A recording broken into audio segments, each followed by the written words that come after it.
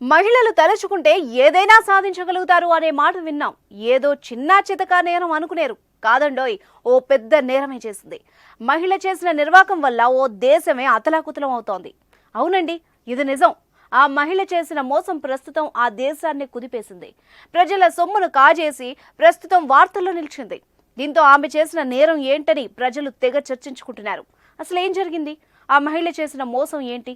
కేవలం ఓ మహిళ వల్ల ఆ దేశానికి ఏం నష్టం జరిగిందో ఇప్పుడు చూద్దాం. తేజస్ అకాడమీ స్థాపించిన 12 సంవత్సరంలో 1918 డిఫెన్స్ ఉద్యోగాలతో పాటు ఇంటర్లో రాష్ట్ర స్థాయి మార్కు సాధించి తెలంగాణ నెంబర్ 1 గా నిలిచిన తేజస్ అందులోనూ రియల్ ఎస్టేట్ రంగంలో మహారథు. బాగా డెవలప్ చెందిన అమెరికా లేదా పశ్చిమ దేశాల్లో అయితే మహిళలు రియల్ ఎస్టేట్ రంగంలో ఆరితేరారు.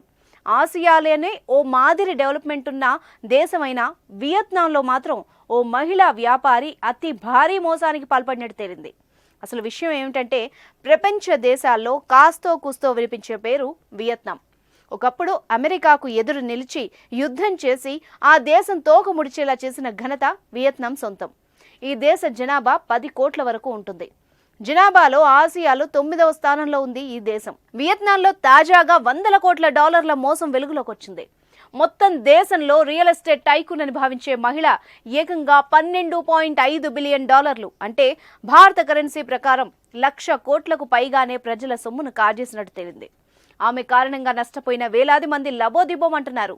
వియత్నాంలోని ప్రముఖ ప్రాపర్టీ డెవలపర్ వాన్ తిన్ పాట్ అనే కంపెనీ చైర్పర్సన్ ట్రోయాంగ్ మైలాన్. ఆమెకు సైగాన్ కమర్షియల్ బ్యాంక్లో 90% వరకు వాటా ఉంది. అయితే కొన్నాళ్లుగా ఈ బ్యాంకులో ఆమె మోసాలకు పాల్పడ్డారు.